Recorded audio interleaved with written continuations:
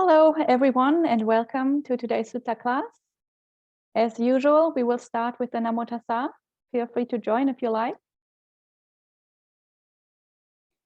Namo Tassa Bhagavato Arahato Samma Sambuddhassa.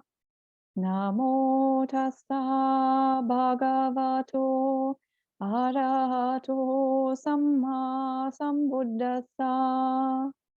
Namo Tassa Bhagavato Arahato Samma Sambuddhassa. Buddhang Dhammang Sanghang Namasami. So, welcome everyone, and happy Chinese New Year to everybody who is celebrating. As you can see, today is not a live stream. Today is a recording because I'm unfortunately not free this Tuesday. So I thought I'd just record a video and you can watch that instead. So today we'll just have a short session and continue our topic of Buddhist conflict resolution strategies. And we have been studying the conflict at Kosambi, or the schism at Kosambi, for quite a few weeks now. And we have studied the Buddha's various teachings that he gave to those monks that were quarreling and fighting, and it had gone to the point where the sangha was actually split into two groups. And the Buddha had tried various methods and given them various teachings. And eventually he had to conclude that there was nothing he could do. And he had left the monks at Kosambi, and he went and visited some other monks who were practicing well. First, he visited a monk who was practicing alone, and then he visited a really beautiful community, the community of Anuruddha, Nandiya, and Kimbila in the Upakilesa Sutta, Majjhima Nikaya number 128, which is what we have read the last few weeks and which we finished last week. And so today we will just have a look at a very short story because from those three monks, Anuruddha, Nandiya, and Kimbila, the Buddha went and he retreated. He went into the forest. He decided that it was time for him to be in seclusion and in solitude. So there is a very famous story, very famous, I think, in Asian countries about the Buddha practicing or spending a rains retreat, so 3 months of the Vasa season in the Parilayaka forest together with an elephant.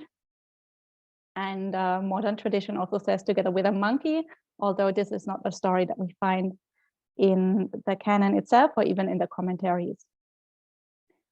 So this is the story that we are going to read today, the Buddha going on retreat and meeting an elephant in that forest. So the first interesting thing that we see there is that the Buddha did go on retreat here, and we have several instances in the canon where we see the Buddha or other monks actually doing a formal kind of meditation retreat. So sometimes it is said in Buddhist circles that meditation retreats are a modern invention and that people in the Buddha's time didn't really do retreats. They kind of had a much more active lifestyle, and retreats isn't something that people should really do, or that's really a modern thing that the Buddha didn't really practice. But we do have a few instances in the canon where we very clearly see that the Buddha went on retreat for several weeks, or in this case, even several months, and where he was completely undisturbed, completely by himself, and nobody went there. And he didn't give any Dhamma talks, he didn't give any teachings. He just really, really spent time by himself. So it's definitely, we can see in the canon in a few instances that meditation retreats also were a thing even back then. It's not necessarily a modern invention. And yeah, so I think we can just start reading our little story for today about the Buddha in the Parilayaka forest, and then see how that goes. And this story is found in two places in the canon. One is in the Vinaya, in the chapter that deals with the schism at Kosambi, where we have summaries or even fairly detailed descriptions of all the events that happened during the schism and what the Buddha did and how he tried to resolve it and all the Vinaya procedures and so on. So this story is found there as well. And this is where we're going to read from today. And the other place where we find this in the canon is in the Udana. This is a collection in the Khuddaka Nikaya that has fairly short suttas usually. And yeah, that's the other place where we can find it. But I think I've decided that we're going to read from the Vinaya text. So there is a link in the description box if you want to read along. This is Khandaka number 10, and we are going to read from Ajahn Brahmali's translation. And this is the paragraph number 4.6.1, but the link should take you straight there, so you don't need to search. And so the heading here is called The Account of Going to Pali Layaka. So this might sound a little bit strange for people who know the story, because usually that forest is known under the name Pali Layaka, not Pali Layaka. It looks like a typo. And the reason for that is that Ajahn Brahmali is translating from the Burmese version of the Pali text, and there are sometimes some spelling variants between the Burmese and the Sinhala version. So we are more familiar usually with the Sinhala names of places and of people, but here Ajahn Brahmali has chosen to use the Burmese name. So this is not a typo, it's just a variant in the Pali text. And we see the story picks up exactly at the place where we left off last time, because the story says, the Buddha then instructed, inspired, and gladdened Venerable Anuruddha, Venerable Nandya, and Venerable Kimbila with the teaching. He then got up from his seat and set out wandering towards Parilayaka. So obviously this is exactly the end of the Upakilesa Sutta that we read last time. And now the Buddha is going to Parilayaka, the forest. And we can also see here in Ajahn Brahmali's translation, the Venerable Kimbila is not called Venerable Kimbila, he's called Venerable Kimila. Again, this is not a typo. This is a spelling variant between the Burmese and the Sinhala version of the Pali text. So, and when he eventually arrived, he stayed in a protected forest grove at the foot of an auspicious sal tree. While he was staying by himself, the Buddha thought, when I was previously surrounded by people, I was not at ease because of those monks at Kosambi who were quarreling, arguing, and creating legal issues in the sangha. But now that I'm alone without a companion, I'm happy and at ease because I'm apart from those monks at Kosambi. So here we see the Buddha going into seclusion, enjoying the bliss of seclusion, enjoying the bliss of being away from quarrelsome people. And I think this is something that we can probably all relate to if we have been involved in conflict in our communities or in our families or our workplace or wherever for an extended period of time. And we've put a lot of energy into trying to resolve the issues and trying to settle the conflict and going back and forth between the different parties and trying to somehow reconcile them. And all our efforts were in vain. And obviously the atmosphere was very toxic and it was very draining. Then I think we can all relate to that bliss that you would feel if you left that situation and went somewhere else. And so even as an arahant, even as a fully enlightened Buddha, the Buddha can still enjoy that bliss of seclusion. And we can also see, even as an arahant, even as a Buddha, even a person with the amount of compassion that a Buddha has. So a Buddha has completely unlimited compassion towards all beings. He can still choose to leave this kind of toxic situation if there's nothing he can do. So he tried everything that he could. He really, out of compassion, tried to help those monks. But when he concluded that there was nothing he can do, then the wisdom side of him, like compassion always needs a counterpart in wisdom. So by wisdom, he can see that there's nothing he can do, and the wisdom then can tell him that it's better to withdraw from such a situation and go elsewhere. And this is exactly what the Buddha did here. So compassion doesn't force you to stay in a really toxic situation if you can't change it. Then it's better to apply wisdom and to go somewhere else. And that applies obviously whether you're a Buddha or whether you're an ordinary person. For an ordinary person, it's even more difficult to help than for a Buddha. So withdrawing from such a difficult situation, withdrawing from such a conflict can often be the right choice. And the Buddha, again, is modeling that behavior here for us. So for us, we don't have to feel guilty if we withdraw from such a situation, and if we take care of ourselves first, and if we don't force ourselves to stay in such a toxic atmosphere. And yeah, as we see, the Buddha now went to a better place and is enjoying the bliss there. And the story continues. At that time, there was a large bull elephant who was surrounded by a crowd of male and female elephants, by young elephants and baby elephants. He ate grass with broken tips, and other elephants ate the branches that he had folded together. He drank muddied water, and when he was immersed in a pool, the female elephants came rubbing their bodies against his. He considered this and thought, why don't I leave the herd and stay by myself? He then left the herd and went to Parilayaka, to the Buddha at the foot of the auspicious sal tree in the protected forest grove. And he attended on the Buddha using his trunk to set out water for drinking and water for washing and to clear the vegetation. He thought, when I was previously surrounded by elephants, I was not at ease because of the other elephants. But now that I'm alone without a companion, I'm happy and at ease because I'm apart from those elephants. So now we have the story of the elephant. The elephant appears, and there is a large bull elephant here. And same as the Buddha. I mean, obviously, there's the obvious parallel of the Buddha being this like larger than life kind of human, this radiant personality that is overshadowing everybody else because he is the Buddha. And of course, now there's the parallel with this gigantic elephant. And that elephant is also suffering from the herd that is living around him. Everybody is following him. And they're also young elephants, they're babies. So probably they're poking him and they're playing with him and they're behaving inappropriately. Same like those kind of small-minded monks in Kosambi.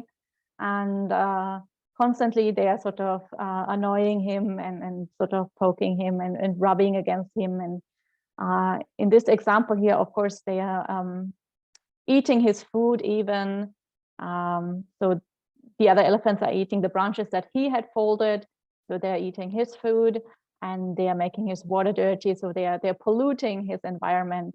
And again, that's a parallel to how the monks at Kosambi are polluting the atmosphere in the sangha and the environment around the Buddha.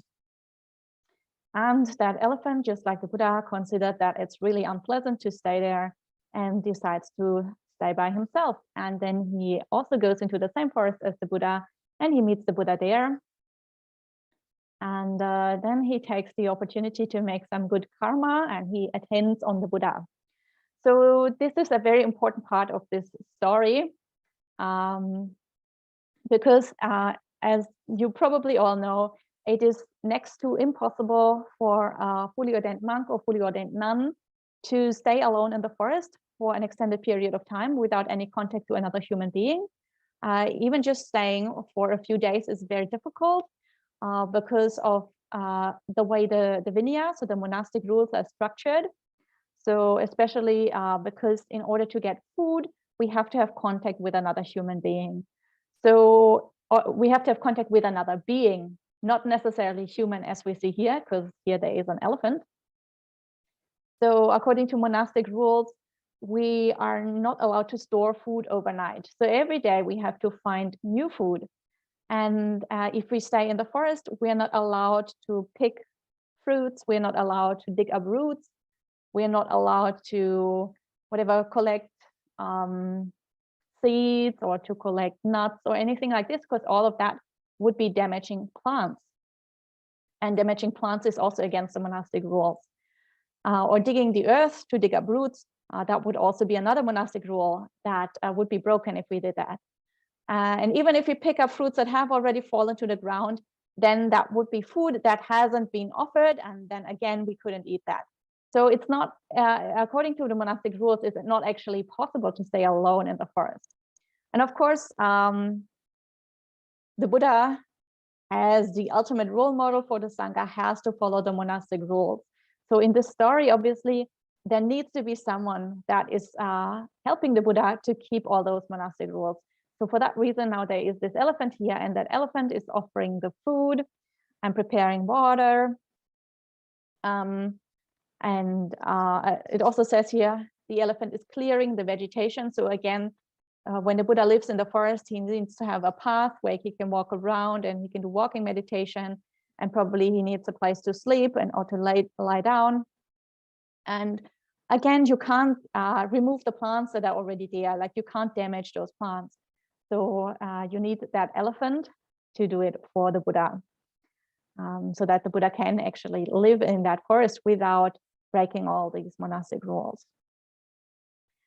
I think I've mentioned before, later tradition also added a monkey to this story.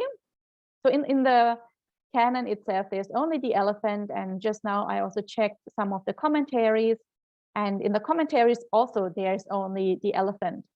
So the monkey, the addition of the monkey seems to be a fairly modern invention, but it is a very popular story, and that monkey is very well known in traditional Asian countries.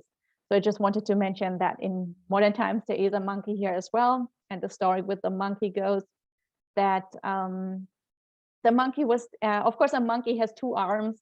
So a monkey is, it's much easier for a monkey to do all the services that sort of are required, much easier than an elephant that only has 1 trunk. So according to the story, it was the monkey that was picking the fruits and the food and was offering the food and also washing the Buddha's bowl and things like that. And according to the story, the monkey was so excited that it had the opportunity to serve the Buddha and to make so much good karma that it was just jumping around like crazy, jumping from branch to branch. And because it was overexcited, it wasn't mindful and it missed a branch and it fell down and it died, and it was immediately reborn in a pretty high deva realm because of all the joy it was feeling about the karma that it had made. So that's the story with the monkey. Anyway, but in this story here, there's only an elephant. And both the Buddha and the elephant are enjoying the seclusion in this forest. And then the story continues. After considering his own seclusion and reading the mind of the elephant, the Buddha exclaimed this inspired utterance. The mind of this large elephant, with tusks like chariot poles, agrees with the mind of the sage, since they each delight in the forest solitude. So the Buddha is reading the mind of the elephant, and he sees that they're both thinking alike. So both of these great beings are thinking exactly the same way. Again, this story, or this point of the story, shows us that the story is deliberately constructed to have the elephant as a parallel to the Buddha. And the Buddha even makes a small gatha, a small poem about this parallel and about him and the elephant being so much alike. Yeah, and again stresses that both of them delight in the forest solitude. And then the story is already over. It's a very, very short story. And the story says, when the Buddha had stayed at Parilayaka for as long as he liked, he set out wandering towards Savatthi. And when he eventually arrived, he stayed in the Jeta Grove Anathapindika's monastery. So the Buddha eventually leaves Parilayaka. According to other stories, he stayed in Parilayaka for 3 months for the entire rains retreat. So he had a really nice and long seclusion and a real proper retreat in Parilayaka. And yeah, this story, I think it's pretty obvious to all of you who are watching this. This story is very unusual for many reasons. there isn't really much of a Dhamma teaching here, other than that it is good to withdraw from toxic situations, that it's really good to take care of oneself. And as we have heard over and over again in also other suttas that we have read about this conflict, the Buddha is continually stressing that if you cannot find good companions, then it's much better to walk alone, to be alone. In the Upakilesa Sutta, we also had this verse, walk like a tusker in the woods alone. So again, that elephant metaphor being like an elephant, a big elephant in the woods alone.